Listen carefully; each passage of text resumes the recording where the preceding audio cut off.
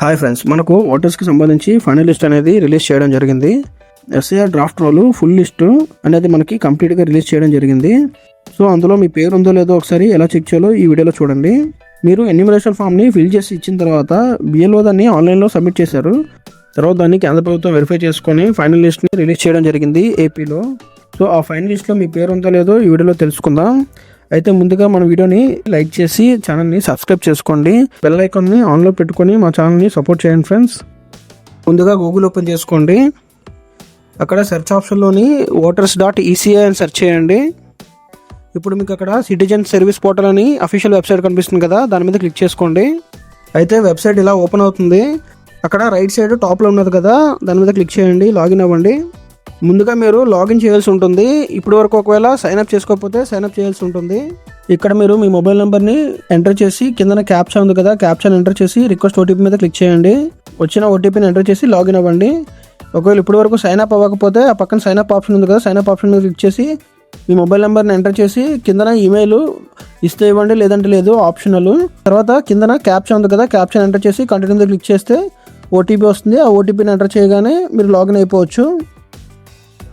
ఈ విధంగా మీరు లాగిన్ అయిన తర్వాత అక్కడ సర్వీసెస్లో డౌన్లోడ్ ఎలక్టర్ రోల్ అని కనిపిస్తుంది కదా, దాని మీద క్లిక్ చేయండి. అక్కడ స్టేట్ దగ్గర ఆంధ్రప్రదేశ్ని సెలెక్ట్ చేసుకోండి. తర్వాత ఇయర్ ఆఫ్ రివిజన్ అని ఉంది కదా, 2026ని సెలెక్ట్ చేసుకోండి.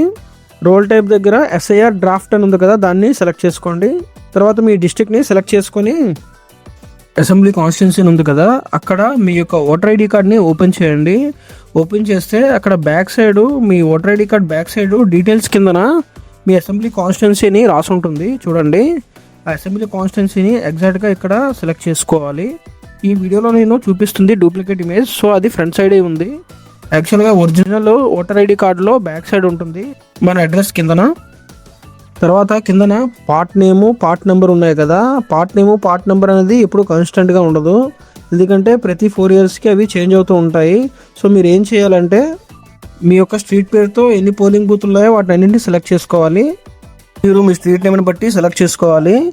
అయితే ఇక్కడ చూసారు కదా, ఆనందపురం అన్న పేరుతోని 3 ప్లేసెస్లో ఉన్నాయి. సో ఆ 3 ప్లేసెస్ని మనం సెలెక్ట్ చేసుకోవాలి. ఎందుకంటే మన నేమ్ లిస్ట్ అనేది ఆ 3 పోలింగ్ బూతుల్లోని ఎక్కడైనా ఉండొచ్చు. సో ఆ 3 పోలింగ్ బూతుల్ని మీరు చెక్ చేసుకోవాలి.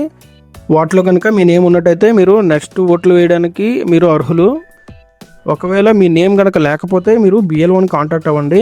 ఎందుకంటే ఎస్ఐఆర్ డ్రాఫ్ట్ రోల్లో మీ నేమ్ యాడ్ అవ్వలేదని చెప్పి అతనికి కంప్లైంట్ చేయండి. అతను వెరిఫై చేసుకొని ఒకవేళ లేనట్టయితే మళ్ళీ రీఅప్లై చేస్తారు.